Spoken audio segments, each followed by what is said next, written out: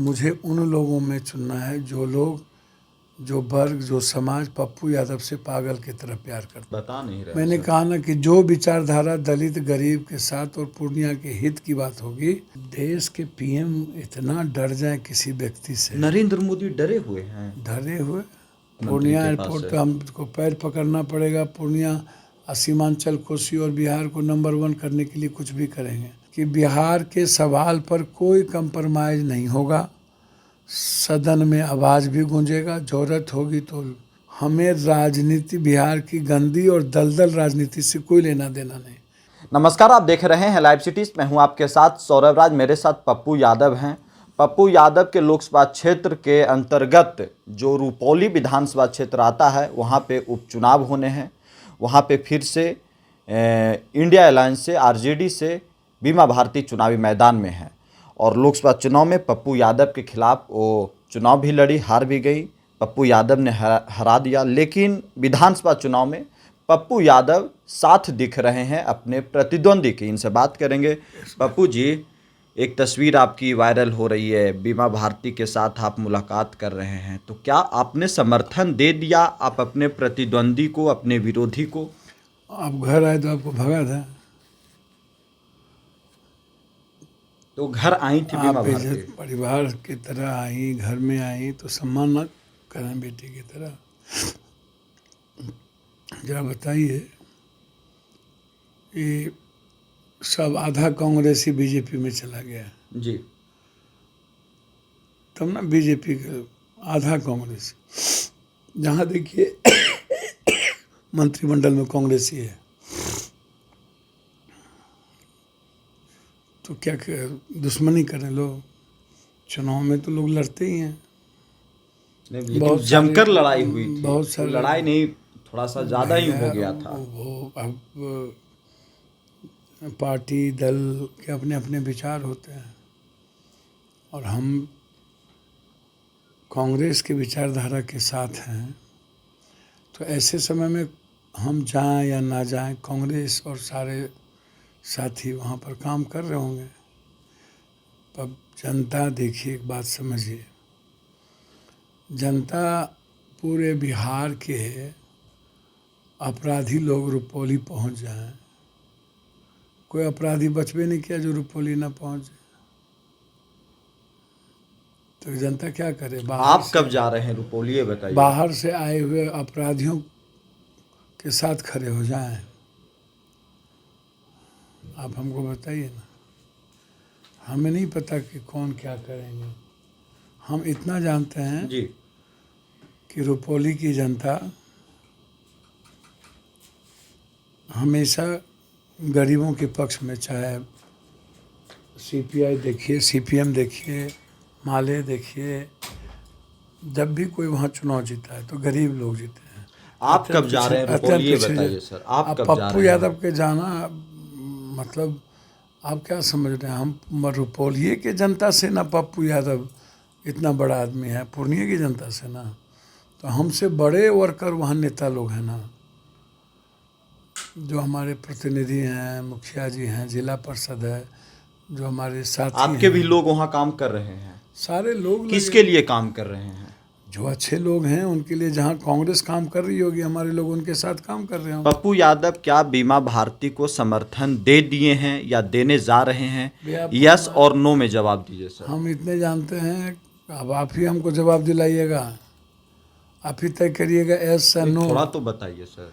भैया, हमने कह दिया कि कांग्रेस का गठबंधन जिसके साथ है, वहाँ सभी लोगों को एक होकर के खड़े होना चाहिए। जो लोग कांग्रेस के विचारधारा और पप्पू यादव की विचारधारा के साथ धोखा करता है, समझिए कि वो पूर्णिया के गरीबों के साथ धोखा करेगा। मतलब अब आप मतलब पप्पू यादव आरजेडी के साथ जा रहे हैं? पप्पू यादव कांग्रेस की विचारधारा के साथ। कांग्रेस आरजेडी के साथ है? कांग्रेस किसके साथ है? कांग्रेस नेतृत्व तय करेगा ना, करता है ना। उसमें मैं ना 3 में हूँ ना 13 में। ना आप हैं 3 में भी हैं और 13 में भी। ना मैं पूर्णिया के लिए। नहीं, मैं कहीं नहीं हूँ, मैं कोई 3-13 में नहीं हूँ। मैं इतना जानता हूँ कि मुझे पूर्णिया को बचा के रखना है, मुझे रुपौली को बचा के रखना है, और मुझे उन लोगों में चुनना है जो लोग, जो वर्ग, जो समाज पप्पू यादव से पागल की तरह प्यार करता है। बीमा भारती को समर्थन देने के लिए किसी और का भी फोन आया? आरजेडी, लालू यादव, बीमा तेजस्वी यादव, भारती जी किसी का? हों, जदयू हों, ये सब लोग एक ही खून के न है। अब बीमा भारती जी विचारधारा अलग अलग है, अब बदल गया है जदयू उनका विचारधारा विचारधारा। अब विचारधारा अलग अलग है। तो जो विचारधारा दलित गरीब के हित में होगा ना, उस विचारधारा के साथ पप्पू यादव के सारे लोग खड़े होंगे। अब खुल करके बता नहीं रहे मैंने सर। कहा ना कि जो विचारधारा दलित गरीब के साथ और पूर्णिया के हित की बात होगी, मैं फिर कह रहा हूँ बार बार जी, कि हम उस समूह, उस विचारधारा समाज के साथ हैं जिसका राजनीतिक सामाजिक भविष्य कभी खतरे में ना हो और को उसको चैलेंज ना कर सके। पार्लियामेंट में भी शुरुआती सेशन में ही राहुल गांधी, नरेंद्र मोदी आमने सामने थे, आप भी बैठे हुए थे। क्या मतलब थोड़ा सा हो रहा है, अच्छी खासी लड़ाई दिख रही है पार्लियामेंट में? आपको अब देखिए, देश के पीएम इतना डर जाए किसी व्यक्ति से, नरेंद्र मोदी डरे हुए हैं। डरे हुए, कितना अपने को कॉम्प्लेक्स है उनके भीतर, कितना एरोगेंसी दिख रही है। मतलब ऐसा अहंकार मैंने नहीं देखा कभी। किसके अंदर अहंकार है? देश के पीएम चुनाव लड़ रहे थे, तब भी भैंस, गाय, कुत्ता, बिल्ली मुजरा कर रहे थे, तब भी मुद्दों पर बात नहीं हो रही थी।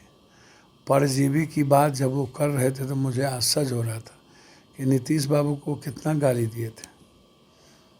चुनाव जीतने के लिए फिर वो गाली दे के समझौता किए।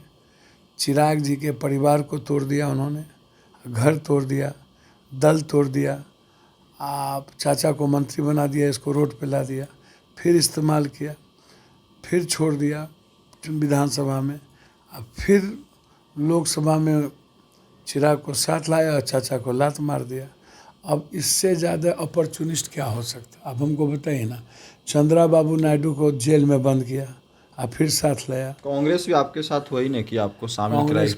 कांग्रेस लात नहीं मारती है, और कांग्रेस ना नेशन सामने होता है। मैं एक बात कर रहा हूँ व्यक्तिगत तौर पर, मांझी, कुशवाहा, राजभर यहाँ क्या क्या नहीं गाली दिया, और आप ले आए। चुनाव जीतने के बाद बदल गए सर। हम कोई कभी नहीं बदलते जीवन में, हम तब भी मर्यादा के साथ रहते हैं। आज भी देश के प्रधानमंत्री होते हैं, वो मेरे लिए सम्मानजनक है, लेकिन सदन के भीतर जिस तरीके से गाली गलौज, कभी मुद्दों पर बात नहीं, नीड्स पे नहीं, महंगाई पे नहीं, बच्चों के भविष्य पे नहीं, किसानों पे नहीं, एमएसपी पे नहीं, मतलब आप किसी भी चीज़ों पर, मुद्दों पर बात नहीं होती है।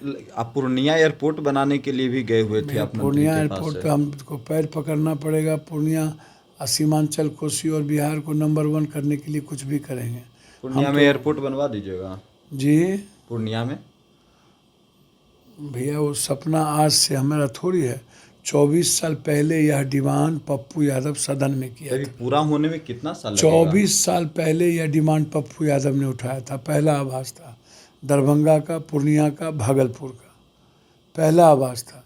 दरभंगा की लड़ाई लड़के बनवाए, पूर्णिया का ज़मीन एक्वायर हो गया है, अंडरग्राउंड अंडरपास सड़कें बननी है, और 15 एकड़ ज़मीन का मुद्दा था। स्टेट गवर्नमेंट को मंत्रालय से गया हुआ है कि आप जल्दी ही करिए, 3 महीने के अंदर टेंडर क्लियर हो जाएगा, फिर मंत्री जी शिलान्यास करेंगे। तो पूर्णिया तो पहले भी इसी 5 साल में पप्पू यादव का वहाँ हवाई जहाज उतरेगा? मेरा हवाई जहाज है कि मतलब आप हवाई जहाज से उतरिएगा? कोसी सीमांचल की उम्मीद है, वो आवाज़ है। आपके पास हवाई जहाज नहीं है? मैंने वही ना मैंने कहा कि यार हमारे लिए सब कुछ जनता है, भगवान जनता है, मेरी ज़िंदगी जनता है, मेरा लाइफलाइन जनता है, मैं उसके बगैर जी ही नहीं सकता हूँ। मेरी विचारधारा और जनता, ये मेरी ताकत है। मुझे ऐसा क्यों लग रहा है आप सांसद बनने के बाद बदल गए? बहुत मीठा मीठा बोलने लगे आप। भैया तो एग्रेशन में कब बोलते थे आप? पहले थोड़ा सा तो भैया हम आज भी कह रहे हैं कि प्रधानमंत्री जी को अब कांग्रेस चालीसा छोड़ देना चाहिए, राहुल चालीसा छोड़ देना चाहिए, नेहरू चालीसा छोड़ देना चाहिए। इनको 10 साल हो गया, ये खुद कहते हैं कि हम अब 30 बिहार में सारे लोग 25 की तैयारी में लगे हुए तो हैं। अच्छी बात है। तो 2020 में 25 की तैयारी में है तो विशेष राज का दर्जा ले लेना चाहिए। अभी लगे हुए होंगे। विशेष पैकेज सबसे पहला डिमांड तो मेरा हैशटैग रीनीट और विशेष राज था ही, ले लेना चाहिए, किसी भी कीमत पर ले लेना चाहिए। आप इस बात को समझिए। मैं आज भी आपसे कह रहा हूँ जी कि बिहार के सवाल पर कोई कंप्रोमाइज़ नहीं होगा। सदन में आवाज़ भी गूंजेगा, ज़रूरत होगी तो बिहार के हित में 2 कदम आगे बढ़ के भी लड़ेंगे, सड़क पे भी लड़ेंगे, ज़रूरत पड़ेगा तो पीएम होम मिनिस्टर का पैर भी धरेंगे। मतलब बीजेपी को हराना है बीजेपी को हराना है 25 में बिहार में। भैया। जो विचारधारा जी बहुत क्लियर है, बिहार के हित में नहीं होगा। और जो बिहार की दुर्दशा किया है, और जिन जिन दल के लोगों ने बिहार को मारा है, जी अब बर्बाद किया है, वो उसको बिहार की जनता हराएगी। पप्पू यादव की कोई औकात नहीं है। पप्पू यादव के औकात सुनिए ना, मेरी औकात आप जनता है। निर्दलीय चुनाव जीत करके आए, भैया आप यार, आरजेडी को हरा दिए। भैया हम जेडीयू सुनिए को। ना, हम कोनो एक बार जनता ने निर्दलीय जिताया है, 6-7 बार न संसदीय जीवन जिए हैं।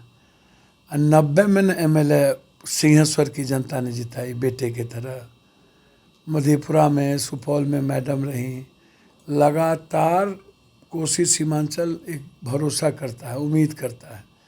आप बहुत, मैं फिर आज आपको कह जी। रहा हूँ कि मेरा कोई राजनीति न तो किसी से दुश्मनी का, न तो नफरत का, सबसे प्यार है पप्पू यादव। नहीं, इंटायर कास्ट एंड क्रीड। सारे घरों को पप्पू यादव पहले भी अपना मानते थे, जी और आज जो भी जाति धर्म के लोग हैं, पप्पू यादव उस परिवार को अपना हिस्सा मानता है। मैं बहुत क्लियर फिर आपको आज जी। कह रहा हूँ कि आज हालात ये हैं बिहार के कि बिहार के बच्चे नाउमीद हो चुके हैं, बिहार के पीढ़ी नाउमीद हो चुकी है। आप इसको समझिए।